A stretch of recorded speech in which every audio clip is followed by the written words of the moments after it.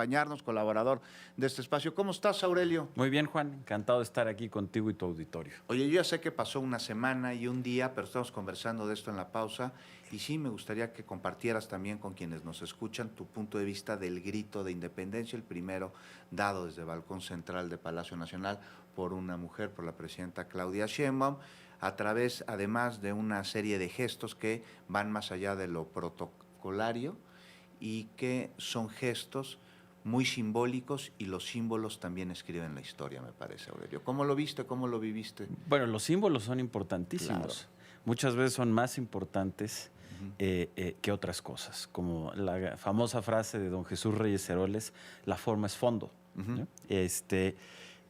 Y a mí me parece que en ese aspecto, la fuerza del grito es algo muy profundo en México, que nos ha permitido, o ha sido uno de los elementos que ha permitido que en México tengamos unidad nacional. Y eso no es menor cosa. Piensa, por ejemplo, en España. Estamos festejando la independencia de España. Pues España es un país que a la fecha sigue sin poder tener unidad nacional plena. México, con todos sus problemas, con todas sus desigualdades, con la enorme pluralidad y riqueza y diferencias culturales, México ha logrado esa unidad.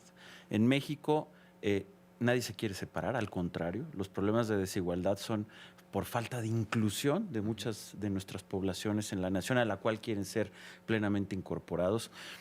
Todo el mundo reconocemos en la bandera nacional, en el himno nacional, símbolos nacionales. Y esa fiesta del grito es muy importante por ello. La da el presidente, en esta ocasión la presidenta de la República, los gobernadores, los presidentes municipales, y es una fiesta que se va desparramando por todo el país y que a todos nos hace vibrar y que es muy importante y que es un símbolo fundamental. Y en ese aspecto, como cada año los jefes del Ejecutivo en turno dan el grito, es muy importante, porque es parte de esos símbolos y además reflejan su época y su momento. Y liderazgo, ¿no? Sin duda. Y a mí el grito de la presidenta me gustó. Me gustó, primero porque hay un hecho histórico notable y que desde donde se ve es positivo para México, y es que es la primera vez que hay una presidenta que da el grito por ser la primera mujer, y eso no es menor. Y creo que además simbólicamente ella lo hizo muy bien. Creo que la incorporación de heroínas en el grito fue muy importante, era algo que ella debía de hacer y creo que además lo hizo muy bien y lo hizo además con los simbolismos adecuados de esta época, por ejemplo usando los apellidos de la corregidora y no los de su esposo. Creo que todo eso fue muy correcto.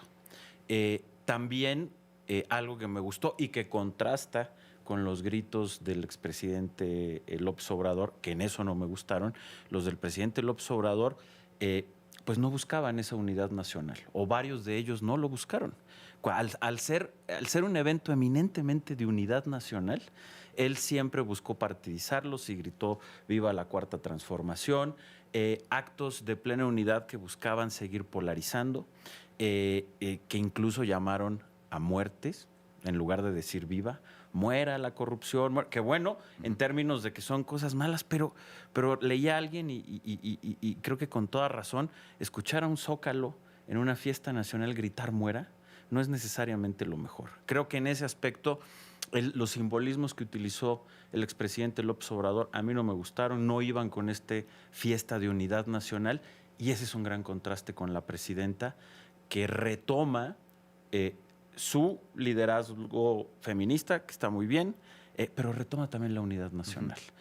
No partidizó, no buscó hablar de su movimiento político, no buscó polarizar o antagonizar, sino entendió que es una fiesta de unidad nacional y que siempre lo ha sido. Entonces, me parece que en todos esos aspectos creo que estuvo muy bien, y además creo que a todos, particularmente a quienes no coincidimos con Morena y con sus gobiernos, haber pasado de un presidente que usaba fiesta nacional para polarizar, para dividir y para partidizar, que alguien de su propio movimiento, la presidenta actual, ya no lo haga, lo festejamos doble, porque en México cabemos todos, quienes están con el gobierno y quienes somos oposición, y el grito es una fiesta de todos, no de quienes están en ese momento en el gobierno. Y es un grito que cada año damos, gritándole al mundo qué tan mexicanas y mexicanos somos, y así fue.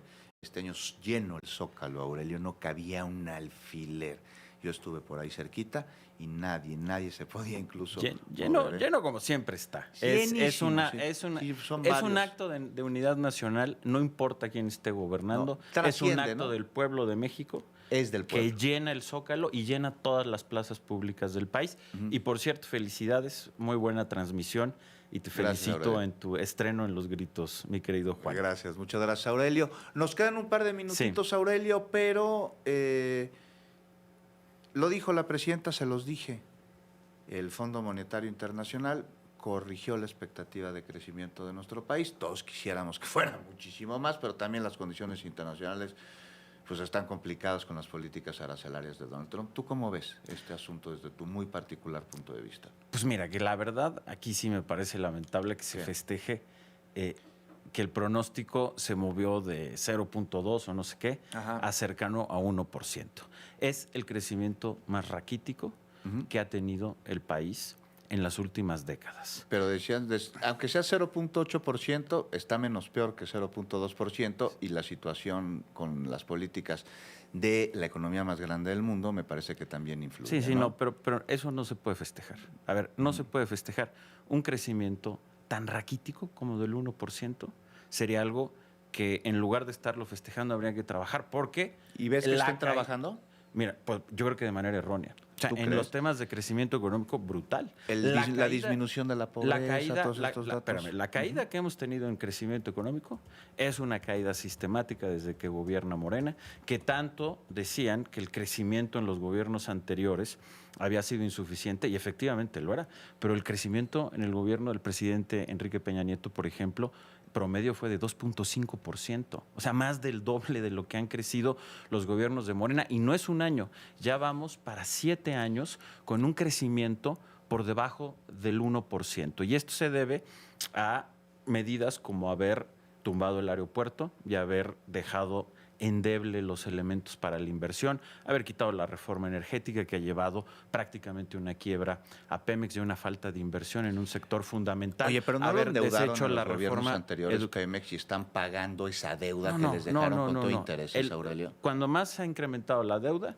es en este momento, pero además es cuando más ha bajado la producción, porque Pemex no tiene capacidad de producción y cerraron la posibilidad de que los privados pudieran invertir y extraer petróleo, gas, cobrando muchísimos impuestos como era la reforma.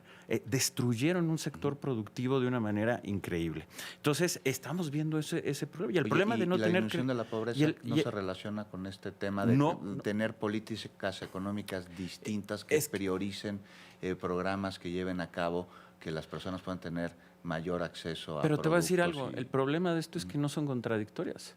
Tú puedes tener políticas redistributivas, que aquí lo he dicho, y estuve de acuerdo y he reconocido que ha sido una política exitosa de redistribución del ingreso, la que ha tenido el gobierno, que ya del se salario agotó. mínimo. Sí, por eso es que básicamente es eso, es un incremento del salario mínimo que creo que fue correcto. Ahora, eso no está peleado con crecer económicamente. O sea, la economía no dejó de crecer porque aumentaste... Igual no creció como esperábamos, No. pero No, Juan, pero es que son cosas distintas. 0.8% más de lo que estaba mira, ahí proyectando sí, el Fondo Monetario Internacional. No te estoy diciendo francamente, que es vamos ridículo. a hacer una fiesta ahorita, pero Pero que hay que festejar, que estamos No, hay que seguir trabajando. que estamos teniendo el crecimiento más bajo desde la crisis de los años 80. ¿Eso es lo que estamos festejando?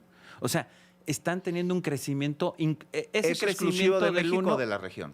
Es exclusivo de México. No, México mira. tiene un crecimiento menor al de Brasil, por ejemplo, al de Argentina, al de Chile. No, a ver, México está teniendo un problema increíblemente serio de crecimiento económico y no tiene nada que ver. Si tú me dijeras, bueno, es que no crecemos porque aumentó el salario, podrías medir estoy la diciendo balanza. No, pero es que para nada. Es decir, por un lado creció el salario, es más, el salario podría haber crecido todavía más si hubieras tenido las medidas adecuadas para que siguiera creciendo la economía. Y el problema es que los gobiernos de Morena destruyeron los cimientos que daban crecimiento a la economía, como lo decía, el haber tirado el aeropuerto, la reforma energética, la reforma educativa. Pero ese aeropuerto estaba inundado, y lo están pagando.